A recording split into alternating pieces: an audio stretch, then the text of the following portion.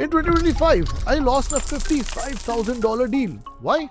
Because I followed every piece of advice the sales gurus were preaching on the internet. That deal and the heartbreak I got from it forced me to rethink everything I knew about the sales outreach. So, if I had to start again in 2026, I would definitely not go back to those methods and would probably burn those playbooks.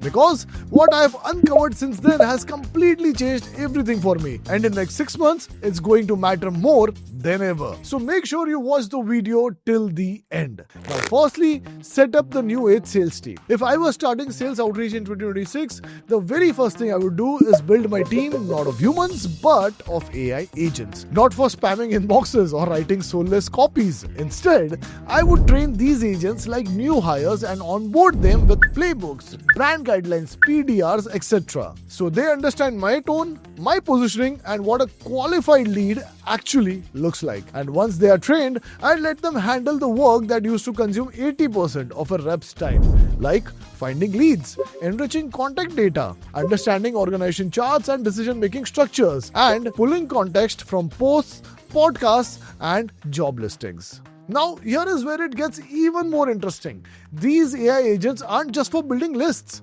They are actually capable of crafting dynamic, persona-driven sequences that are triggered by real-time intent signals and company events, which simply gives you the edge. Because when everyone is still doing the sales the old way, you, my friend, are running outreach that is 80% automated and 10x more relevant. Second, context is the new cadence. Now, let's get one thing straight about follow-ups in 2026. You have probably heard the old advice.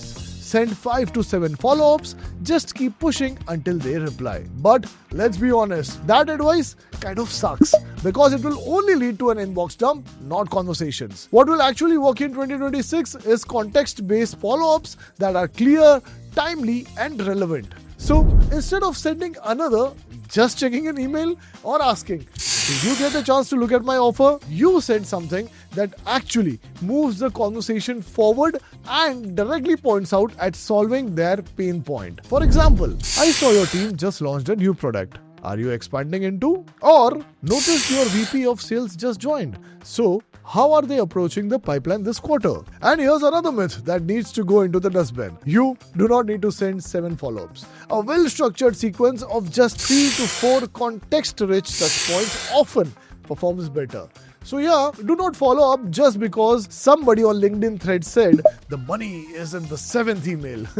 Follow up because you actually can solve a pain point, and that's where the money really is. Section 3. Use a balanced multi-channel outreach. The next strategy I would like to follow is not relying on just one outreach channel. Putting all your efforts into a single platform can make your outreach fragile because sometimes all it takes is one algorithm tweak, one deliverability issue, one policy update, and your entire pipeline can collapse. So instead of going all in on one channel, I would test multiple channels like emails, LinkedIn, and targeted calls simultaneously. And I would even experiment with light touch points like voice notes, social comments, or WhatsApp messages to see where I can get the results. Now, here the goal isn't to be everywhere all the time. It is to observe and see what moves my pipeline faster and double down on what's working. Like this, you will keep your pipeline flowing even if one platform tanks. But hey, you do not need to execute all 3 strategies tomorrow itself. However,